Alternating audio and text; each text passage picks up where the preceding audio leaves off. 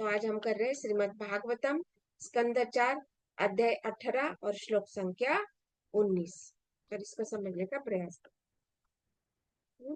जैसे कि हम सब देखते आ रहे हैं कि कैसे ये सारा जो योग है, योगी है, सिद्धि है या ब्राह्मण है, राजा है, वो सब क्या कर रहे हैं? ये पृथ्वी माता को दूह रहे हैं। और उन्होंने सबने एक विशेष विशेष प्रकार के पात्र भी बनाए रखे हैं, पात्र की भी व्यवस्था कर रखी है, जिसमें ये गौ रूपी पृथ्वी से जो दूध दुहा जा रहा है। अभी दूध के स्वरूप में क्या है, अलग अलग वस्तुएं बताए जा रहे हैं।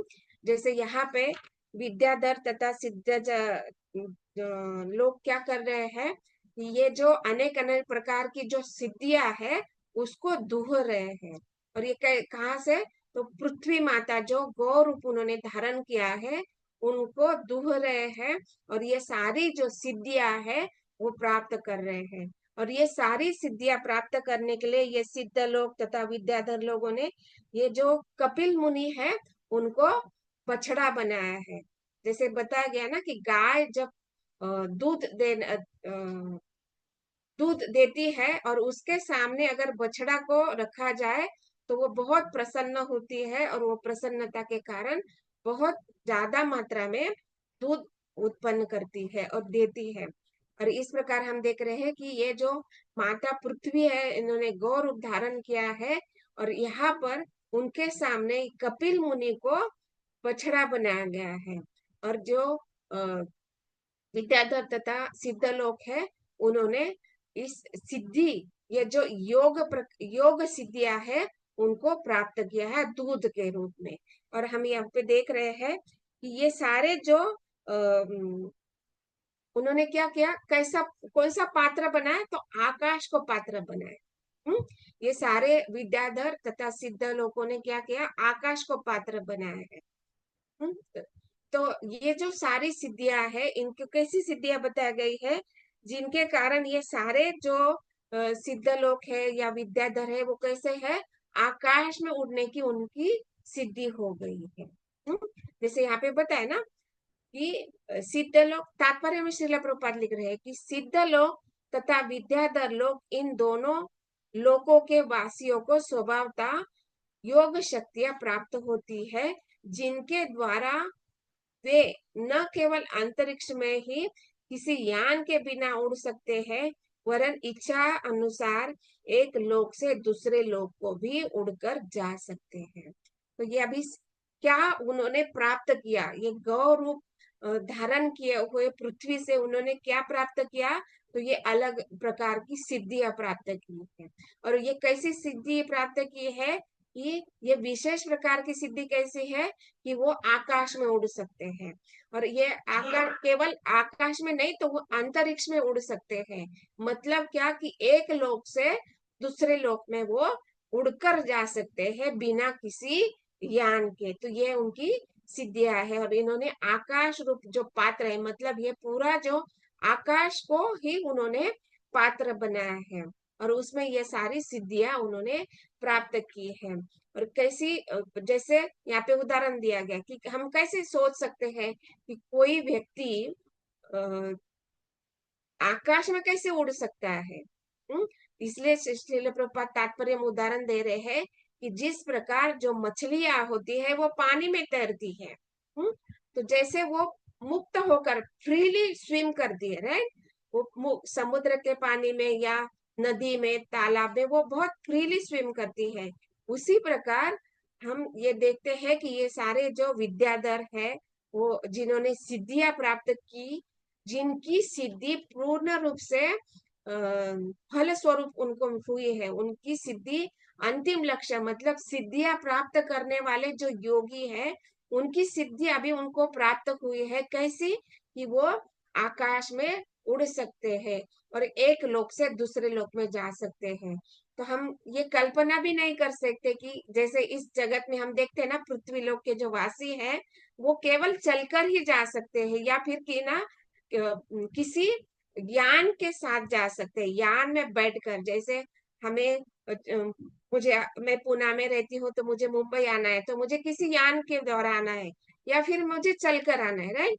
पहले बात तो चलकर आना है, या फिर दूसरा है कि मैं किसी यान में बैठ कर आऊँ। तो यान के लिए भी टू व्हीलर है, फोर व्हीलर है, या फिर विमान से भी मैं आ सकती हूँ। तो फ्लाई करके मतलब विमान, फ्लाई करके मतलब क्या, हम बोलते हैं फ्लाई करके आना है, मतलब फ्लाई करने ऐसे पंख नहीं है हमारे पास, हम कैसे विमान में बैठकर हम्म हम उड़कर आ सकते हैं। लेकिन मतलब क्या कि इस लोक में एक जगह से दूसरी जगह जाने के लिए हमें या तो चलकर जाना है, या तो फिर किसी वाहन का सहायता लेना पड़ती है। लेकिन यहाँ पे विशेष बात बताया जा रही है कि ये जो सिद्ध लोग है, उनको क्या है, एक लोक से या फिर उसी लोक में, अपने ही लोक में एक जगह से दूसरे जगह जाने के लिए वो उड़कर जा सकते हैं, केवल इच्छा करने से। मतलब अभी उनको कहाँ जाना है, जैसे अभी मुझे पुणे से मुंबई आना है, तो मैं इच्छा किया तो मुझे यान में बैठना है, वैसे ही वो सोचेंगे, उनको भी अगर पुणे से मुंबई आना है तो वो उड़ कर आएंगे। तो उनके लोग में भी जाना है तो वो उड़ कर जा सकते हैं, उनको किसी भी यान की आवश्यकता नहीं है। तो ये कैसी उनकी, जैसे मछलियां समुद्र में मुक्त रूप से तैरती है, उसी प्रकार ये सारे योगी जिन्होंने योग सिद्धियां धारण की है, वही लोग वहां पर रहते हैं, और वही लोग यहाँ पर मुक्त रूप से हाँ, उड़कर जा सकते हैं। तो ये सिद्धियां प्राप्त करने के लिए उनको आसानी से प्राप्त होती है क्या? नहीं। श्रील प्रभुपाद तात्पर्य में बताते हैं कि ये जो इस लोक में जो सिद्ध लोक है, जो योगी है, उनको पहले क्या करना पड़ता है, 8 प्रकार की योगी की जो प्रक्रिया है उसको अभ्यास करना पड़ता है। तो ये 8 प्रकार की योग की क्रिया क्या है? यम, नियम, आसन, प्राणायाम, प्रत्याहार, धारणा, ध्यान तथा समाधि, ये सारी जो प्रक्रिया है, इसको हम क्या बोलते हैं? अष्टांग योग पद्धति। तो ये सारे अष्ट अंग जो बताए गए हैं, इन पद्धतियों का बहुत दृढ़ता से पालन करना पड़ता है। इन इन एक एक प्रकार के जो आसन, मतलब एक एक प्रकार की जो योग क्रिया बताई गई है, उसको बहुत दृढ़ता से पालन करना पड़ता है। मतलब यहाँ पे मन, इंद्रिया, शरीर, बुद्धि, अहंकार, ये सारे जो तत्व है, इनको बहुत नियंत्रित करना पड़ता है। मतलब क्या कि ये सारे 8 प्रकार की जो योगी क्रिया है, इनको करने के लिए पहले तो कृत्रिम नियंत्रण करना पड़ता है। हम्म मतलब ये बहुत कठिन हो जाता है कि अपने मन को पकड़े रखना, अपने अहंकार को, शरीर इंद्रियों को तो हम पकड़ सकते हैं, चलो अभी हम लोग जैसे व्रत करते हैं तो एक दिन के लिए हम लोग अन्न नहीं खाएंगे, फल फ्रूट खा के रहेंगे। लेकिन यहाँ पे बताया जाता है कि ये योग की जो प्रक्रिया है, इनके जो यम नियम आसन है, इनको कृत्रिम प्रयास करना पड़ता है। मतलब बहुत दृढ़ता से करना ही है, इसके लिए उनको कोई ऑप्शन ही नहीं रहता है। वो करना है मतलब करना है, मतलब इंद्रियों का नियंत्रण करना है। इंद्रियों को नियंत्रण करने के बाद मन को नियंत्रण करना है, और मन के द्वारा अपनी बुद्धि को, बुद्धि से हमारे अहंकार को नियंत्रण करना पड़ता है। और जब अहंकार, मन, बुद्धि, अहंकार, इन सार को सबों को नियंत्रित करने के बाद वो आत्मा के स्तर पर आते हैं। और वो सब आत्मा के स्तर पर आने पर वो ये सारे जो योग जो प्रक्रिया है, मतलब वहां पे आत्मा के स्तर पर आने पर क्या होता है कि वो धारणा कर सकते हैं। धारणा मतलब क्या कि वो समझ सकते हैं कि मैं जो आत्मा हूँ वो कैसा है, परमात्मा का एक अंश स्वरूप है। और इसका ज्ञान वहां पर होने के कारण वो वहां पे वो परमात्मा को देख सकते हैं। और परमात्मा को देखते हुए वो अपने आप की ये जो धारणा है, मतलब वो जब भगवान को देखते हैं तो धारणा बना लेते हैं। धारणा कैसी बनाते हैं कि परमात्मा स्वरूप जो अभी 3 परमात्मा है, जैसे हम देखते हैं ना, कारण दक्षाई विष्णु, गर्भोदक्षाई विष्णु और शिरोदक्षाई विष्णु। तो इन 3 परमात्माओं को, तीनों में से कोई एक परमात्मा के ऊपर ये योगी ध्यान करता है। और वो ध्यान करता है मतलब कैसे ध्यान करता है, तो पहले उनको धारणा करनी पड़ती है। धारणा कैसे करनी पड़ती है कि मतलब एक एक अंग से, अभी यहाँ पे योगिक प्रक्रिया में बताया जाता है कि एक योगी भगवान के चरण कमलों से लेकर मुख तक आगे बढ़ता है, तो भगवान के एक एक अंग पर वो ध्यान करने लगता है। और अभी ध्यान करने के वक्त क्या कर रहा है वो, कि जब भगवान के चरण कमल देख रहा है तो वहां पे उसका मन, बुद्धि, अहंकार, ये सारे जो इंद्रिया, मन, ये सारे जो तत्व है, स्थूल तत्व तथा सूक्ष्म तत्व, इन दोनों को ही उसको भूलना पड़ता है। केवल वो उसके ऊपर, उसका जो फोकस होता है वो केवल भगवान के चरण कमल होने चाहिए।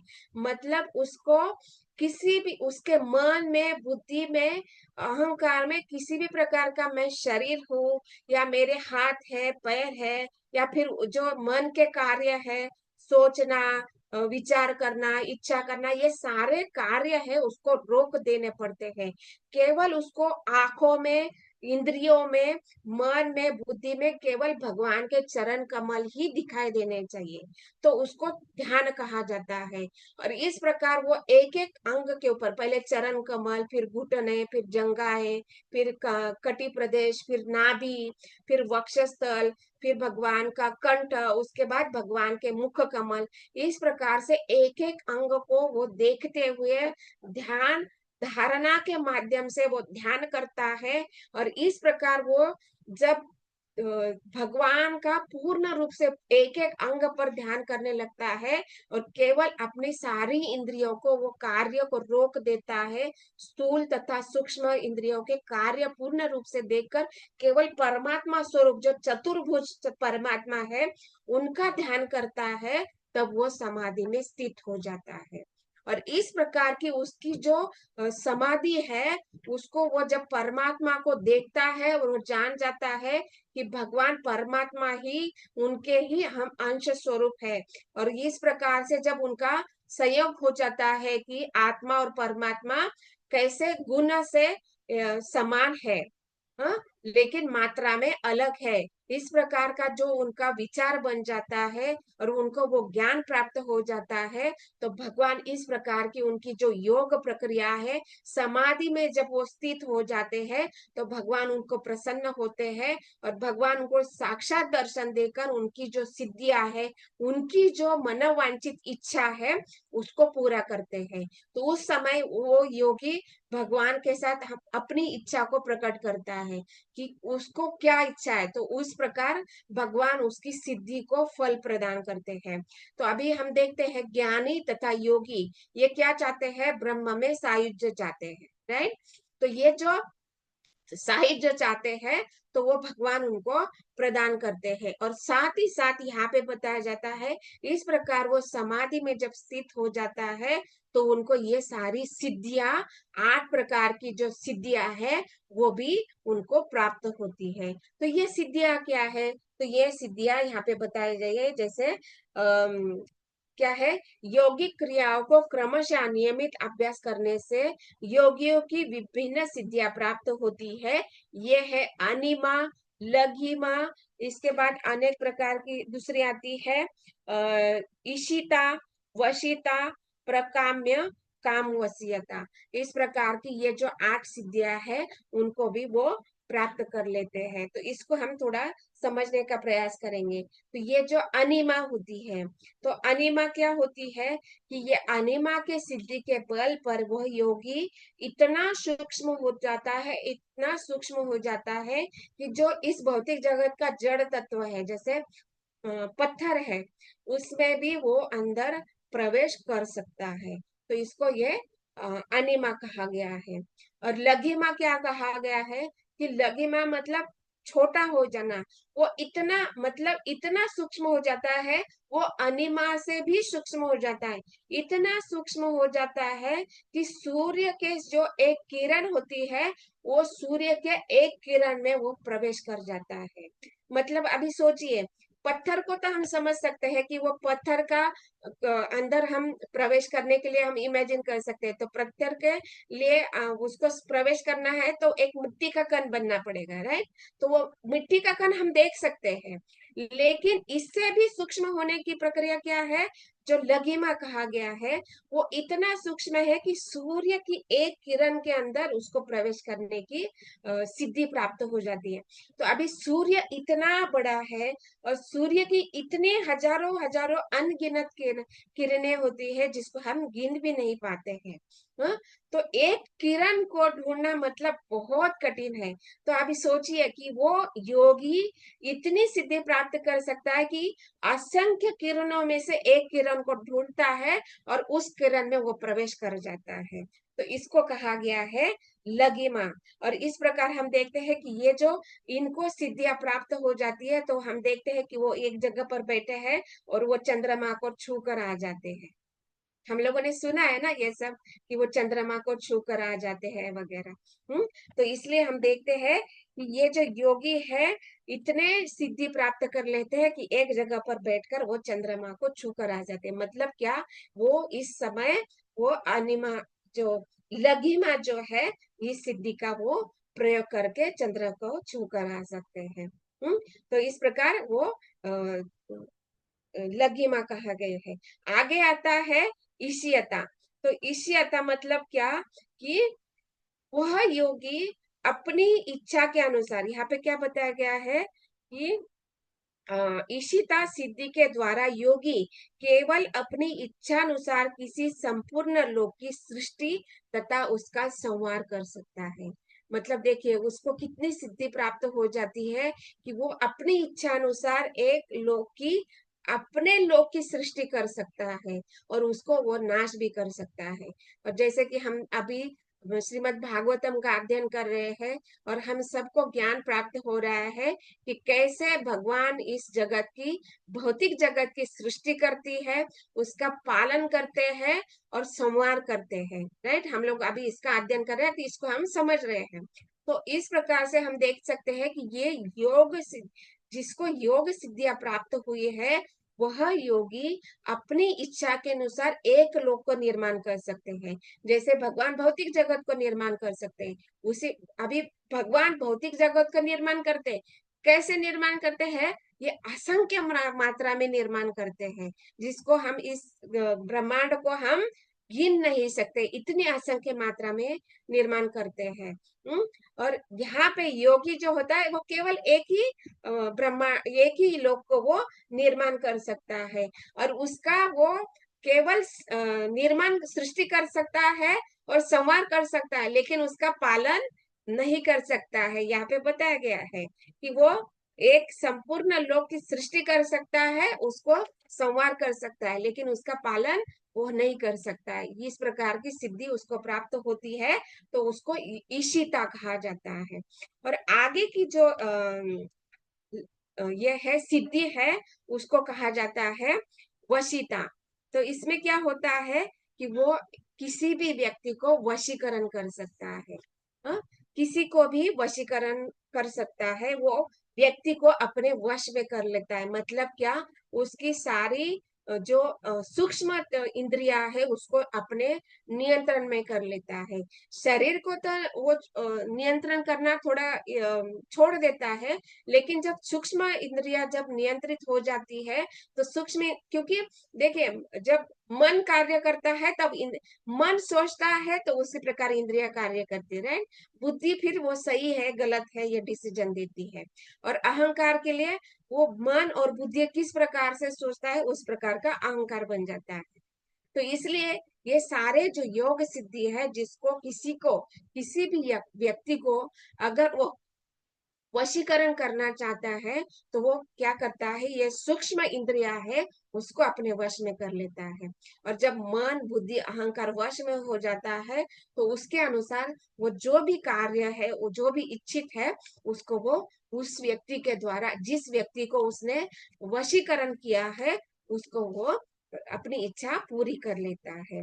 इस प्रकार से वो उसका हम देखते हैं ना कि अलग अलग इस भौतिक जगत में भी देखते हैं कि बहुत सारे योगी मुनि ऐसे अपने आप को बोलते हैं कि हम योगी है, मुनि है, और हम देखते हैं कि वो इस सिद्धि के द्वारा बताते हैं कि हम लोगों ने ये सिद्धि प्राप्त की है। और वो ढोंगी बाबा के रूप में आकर हमारे जो कुछ भी धन है या हम लोगों को कुछ चमत्कार दिखाते हैं, और उस चमत्कार के कारण हम क्या हो जाते हैं, अपने आप को फंसा लेते हैं, क्योंकि हमारी क्या है, इंद्रिया पूर्ण है, और हमारी इंद्रिया पूर्ण है, और हमारे अंदर ये चार दोष है, क्या, भ्रमित हो जाना।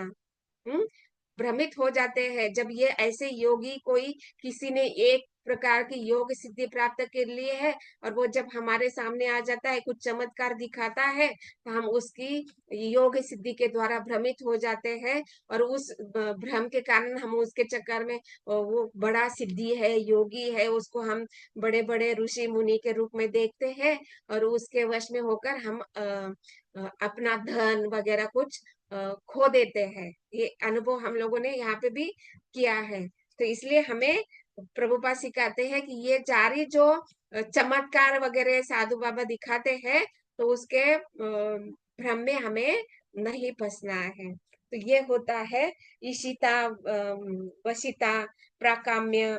तो मतलब ये क्या है, ये सारी एक प्रकार के जादू, वो करतब दिखाते हैं, जादूगरी दिखाते हैं कि देखो हम लोगों ने ये कर सकते हैं, वो कर सकते हैं, इस प्रकार से वो अपने मन को नियंत्रित करने लगते हैं। हम्म, तो इसलिए हमें ये सार सोचना है कि जब वो कोई व्यक्ति ऐसा कर रहा है, तो उसको वो कुछ तो सिद्धि प्राप्त किया है, लेकिन बताया जाता है कि ऐसे योगी अगर गलत कार्य, मतलब किसी को लूटना या धन प्राप्त करने के लिए वो ऐसी सिद्धियों को प्राप्त करेगा, तो उसको निश्चित रूप से उसका पतन हो सकता है, और वो गलत मार्ग में जाकर उसका निश्चित, मतलब क्या है, जैसे देखिए, योग का क्या अर्थ है, कि अपने आप को भगवान के साथ जोड़ना। हम्म, आत्मा को परमात्मा के साथ जोड़ना, इसको योग कहा जाता है। लेकिन यहाँ पे हम देख रहे हैं कि वो इतना 8 प्रकार की यौगिक प्रक्रिया प्राप्त करने पर वो, क्योंकि ये 8 प्रकार के योग क्रिया को करना कठिन कार्य है, इस जगत में तो बहुत कठिन कार्य है, भौतिक जगत में, फिर भी इतना प्रयास करने के बाद उनको ये सारी सिद्धियां प्राप्त होती है, और इन सिद्धियां का अगर वो गलत प्रयोग करेगा, तो निश्चित रूप से उसका फल अच्छा नहीं मिलने वाला है। हाँ, उसको गलत मार्ग में वो प्रयोग कर रहा है। लेकिन अभी देखिए कि वो इस सिद्धियों को प्राप्त करके जब वो धारणा करता है, ध्यान करता है, और उसको भगवान परमात्मा स्वरूप में स्वयं उसको दर्शन देता है, तो उसी समय वो सारी योगी जो होता है, वो अपने ही इच्छा पर निर्भर रहता है। वो बोल सकता है ना कि भगवान आप मुझे प्राप्त हो गए हैं परमात्मा स्वरूप में, तो मेरी इच्छा ही खत्म होनी चाहिए। लेकिन वो योगी इतना फल के पीछे ये रहता है कि उसको फल ही चाहिए, मतलब भगवान साक्षात सामने आकर उपस्थित हो गए, फिर भी वो भगवान को नहीं चाह रहे हैं।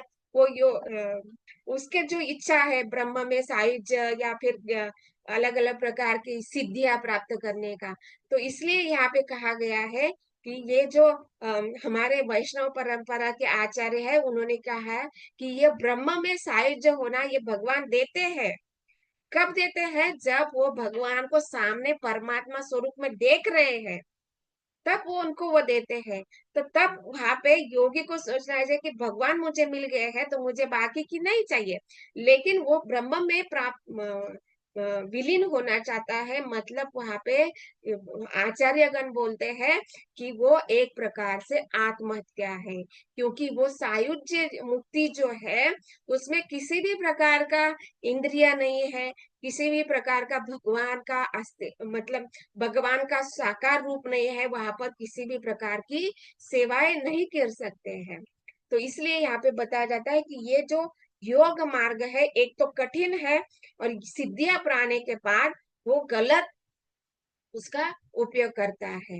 तो इस प्रकार हम देखते हैं कि ये जो, लेकिन ऐसा नहीं है कि सारे योगी उसका गलत, वो जिसका ऐसे गलत इच्छा होती है कि हम कुछ चमत्कार दिखाएंगे और कुछ हम प्राप्त करेंगे, तो ये जो फल प्राप्त करने की जो इच्छा होती है, ये सारा ही हमें बंधन में डाल देता है।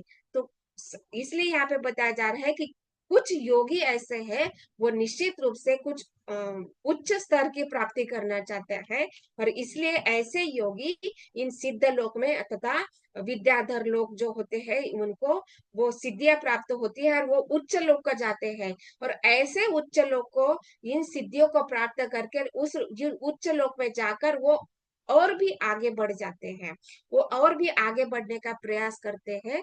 जैसे कि हम देखते हैं कि श्रील प्रभुपाद जो हमारे, उन्होंने क्या किया, भक्ति योग को अपनाया, फिर भी उनको यहाँ पे ये सिद्धियां प्राप्त थी। हम लोगों ने जब हम लोग प्रभुपाद लीलामृत जब पढ़ते हैं तो उसमें बहुत सारे ये ऐसे उदाहरण दिखाए गए हैं कि प्रभुपाद जी को भी इन सिद्धियों की प्राप्ति थी। वो जो उनके निकटतम जो शिष्य थे उन्होंने भी अनुभव किया है। जैसे एक उदाहरण बताया गया था कि उन सारे कहीं पर प्रचार के लिए जा रहे थे और सारे शिष्यों को प्यास लग रही थी, तो श्रील प्रभुपाद जी ने एक नारियल प्राप्त किया, और वो नारियल को उन्होंने एक वो नारियल का पानी एक घुट पिया, और वहां पे जो सारे डिवोटी जो शिष्यगण उनके साथ में थे, तो सभी ने एक, जो भी जितनी प्यास थी उनको वो उन्होंने पिया। फिर भी वो, मतलब देखिए एक नारियल में कितना पानी होता है, लिमिटेड पानी होता है ना। लेकिन वहां पे हम देखते हैं कि जब वो श्रील प्रभुपाद जी ने नारियल का पानी पिया और वो सारे शिष्यों को पूर्ण हुआ, मतलब हम समझ सकते हैं कि एक नारियल में कितना पानी हो सकता है, और वहां पे सारी शिष्यों की प्यास बुझ गई। मतलब हम सोच सकते हैं कि ये सारी जो सिद्धियां श्रील प्रभुपाद जी के पास भी थी, लेकिन उन्होंने कभी भी प्रकट नहीं की है। मतलब एक भक्त के पास भी ये सिद्धियां होती है। कैसा भक्त? भगवान का शुद्ध भक्त। हम्म जो शुद्ध भक्त, मतलब अपने आप को आत्मा के स्तर पर बनाए रखा है और वो भगवान की भक्ति का बहुत दृढ़ता से पालन कर रहा है, ऐसा शुद्ध भक्त के पास भी ये सिद्धियां बिना किसी अष्टांग योग की क्रिया को किए बिना वो उसको प्राप्त होती है। और एक उदाहरण बताया गया है कि जब किसी नदी के किनारे वो कीर्तन वगैरह चल रहा था, प्रचार चल रहा था, तो ये योगी आके उस नदी के पानी के ऊपर चलकर दूसरे किनारे चला गया। तो सबने देखा, अरे मतलब वहां पे सारे शिष्यगणों ने देखा, अरे वो योगी के पास कितनी सिद्धि है, देखो वो पानी के ऊपर चलकर चला गया है करके। तो प्रभुपाद जी ने तुरंत मतलब वहां पे बोला कि इसमें इतना चमत्कार करने की, इतना वो पानी के ऊपर चलने के लिए जो सिद्धियां है उसके लिए उनको अष्टांग योग करना पड़ा, और अष्टांग योग करने के बाद उनको वो सिद्धि प्राप्त हुई है, और उसके बाद उनको ये वो चल पाए हैं पानी। तो ये हम लोगों को इस किनारे से उस किनारे के लिए जाने के लिए केवल 10 रुपए की आवश्यकता है। तो इस 10 रुपए के लिए इतना जीवन भर वो अष्टांग योग पद्धति का पालन करो, अपनी इंद्रियों को कृत्रिम रीत से नियंत्रित करो, और उसके बाद कब जाके वो सिद्धियां प्राप्त होगी या नहीं होगी उसकी भी कोई शाश्वती नहीं होती है। उसमें कोई शाश्वत नहीं होता है कि मिलेगी या नहीं मिलेगी। अगर मिल भी जाती है तो केवल पानी पर चलने के बाद उस सिद्धि का क्या फायदा है? उसमें कुछ लाभ है क्या? उस पानी पर चलकर जाने के बाद उसको भगवान तुरंत प्राप्त होने वाले हैं क्या? नहीं। तो श्रील प्रभुपाद बोल रहे हैं कि इतना प्रयास करने के बाद वो केवल पानी के ऊपर चल सकता है। लेकिन जब हम भक्ति के योग को अपनाएंगे, तो भक्ति योग के विधि के मार्ग से हम ये सारी सिद्धि प्राप्त कर सकते हैं। तो केवल 10 रुपए बचाने के लिए इतना जीवन भर कष्ट करने की क्या आवश्यकता है? तो इसलिए हम भक्त भी इन सिद्धि को प्राप्त कर सकते हैं। तो इसलिए यहाँ पे बताया जाता है कि ये सारे जो योगी है, जो सिद्ध लोग विद्याधर है, ये उच्च स्तर के मानसिकता रखने वाले हैं। और ये योगी जो है केवल चमत्कार दिखाने के लिए नहीं आते, ये इस जगत में, भौतिक जगत में ऐसे चमत्कार दिखाने वाले हैं, लेकिन ये सारे जो सिद्ध है, विद्याधर है, उनके पास ये सारी शक्तियां होती है, और वो इन शक्तियों के द्वारा भगवान को प्रसन्न करने के लिए या जो यौगिक प्रक्रिया है उनको प्राप्त करने के लिए वो उपयोग करते हैं। तो इसलिए हम देखते हैं कि जब भी भगवान का इस भौतिक जगत में आविर्भाव होता है या भगवान की कुछ लीलाएं होती है, तो वहां पे विशेष उदाहरण दिया जाता है कि जब भगवान ने कोई लीला संपन्न किए, तो ये सारे देवी देवता, विद्याधर, चारण जो होते हैं, सिद्ध लोग आकाश मात्र आकाश में खड़े हो जाते हैं और भगवान पर फूलों की वर्षा करते हैं, कुछ सुगंधीय द्रव्य वगैरह भगवान पर छिड़कते हैं। तो ये वो सिद्धि लोग है कि भगवान की प्रसन्नता के लिए कार्य करते हैं। और इसलिए ये सारे जो विद्याधर तथा सिद्ध लोग हैं, इनका एक विशेष लोक होता है, और वो विशेष लोक में वो भगवान की प्रसन्नता के लिए कार्य करते हैं। और ये सारी सिद्धियां उन्होंने इस गौ रूप पृथ्वी से धारण किया है आकाश रूपी प्राप्त कर पात्र में। और वहां पे उन्होंने कपिल मुनि को उन्होंने बछड़ा बनाया है। और तात्पर्य में श्रील प्रभुपाद और एक बात बताते हैं कि इस श्लोक में कपिल मुनि का नाम महत्वपूर्ण है। अभी ये जो कपिल मुनि है, ये कैसे है, बछड़ा बनाया है। और ये कपिल मुनि कौन है, हम सब जानते हैं, जैसे हम लोगों ने तीसरे स्कंद में देखा।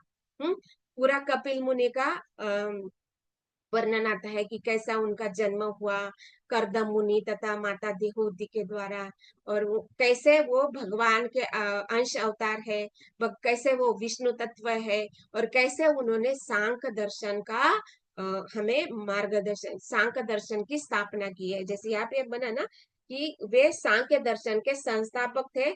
उनके पिता, अभी उनके पिता कैसे है, महान योगी थे। और हम देखते हैं ये योगी जो है, ये जो अष्ट सिद्धियों के आधार पर कितना कितना कार्य कर सकते हैं। जैसे सबसे श्रेष्ठ उदाहरण करदम मुनि का बताया गया। उन्होंने अपनी इच्छा के अनुसार आकाश में एक महल बनाया, और वो कैसा था बताया गया है, 3 मंजिला महल थी। और यहाँ पे बताया ना, उसमें नाना विध उद्यान थे, भवन थे, दास दासिया सब कुछ था। इस भौतिक जगत में जो कुछ भी है वो भी सब कुछ था, और वो यहाँ से बढ़कर था। क्योंकि वहां पर हम देखते हैं हीरे मोती जवाहरात और गोल्ड से बने हुए सिंहासन, सारे जो आसन है, वस्तुएं है, पात्र है, वो गोल्ड से बने हुए थे, सिल्वर से यूज किया हुआ था। मतलब हम देखते हैं कि योग सिद्धि के आधार पर, जैसे बताया ना कि वो अपना लोक निर्माण कर सकते हैं, उसी प्रकार यहाँ पे करदम मुनि जो है, उन्होंने एक विशेष महल, विशेष यान तैयार किया था। वो महल स्वरूप था, और वो इच्छा के अनुसार उड़ सकता था। और हम देखते हैं कि वो उन्होंने उस महल पर बैठकर अपनी पत्नी देवहूति को पूरा संपूर्ण ब्रह्मांड का उन्होंने परिक्रमा करवाया, सारे लोक उनको दिखाए। मतलब यहाँ पे जो सिद्ध लोक है, हम देखते जनलोक, तपलोक, ब्रह्मलोक, पाताल लोक, तलातल, ये सारे जो 14 भुवन है, वो सब कुछ उन्होंने माता देवहूति को दिखाया। और उसके बाद आकर उन्होंने, हम देखते हैं कि बाद में करदम मुनि का, सॉरी, कपिल मुनि का जन्म हुआ है। तो ये होती है सिद्धियां। मतलब उच्च स्तर के लिए इन सिद्धियों का उपयोग करना कैसे किया जाता है, इसका उदाहरण यहाँ पे करदम मुनि ने कर कर दिखाया। और इसलिए हम देखते हैं कि इन सिद्धियों को सही रूप से, सही ढंग से पालन करने पर उनको कपिल मुनि जैसे पुत्र प्राप्त हुए हैं, जिन्होंने सांख्य दर्शन का स्थापन किया है। और इसलिए यहाँ पे बताया जाता है कि ये सिद्धि जो है, वो केवल चमत्कार दिखाने, भौतिक जगत में आकर हम जैसे मूर्ख लोगों को चमत्कार दिखाने के लिए नहीं है, भगवान की प्राप्ति के लिए उसका उपयोग होना चाहिए। और ये सिद्ध लोग है, विद्याधर लोग जो है, उन्होंने ये सारी प्रकार की सिद्धियां प्राप्त की है। और यही यहाँ पे बताया गया है। तो ग्रंथ राज श्रीमद् भागवतम की जय, श्रील प्रभुपाद की जय। ओ हरे हरि बोल, वाओ।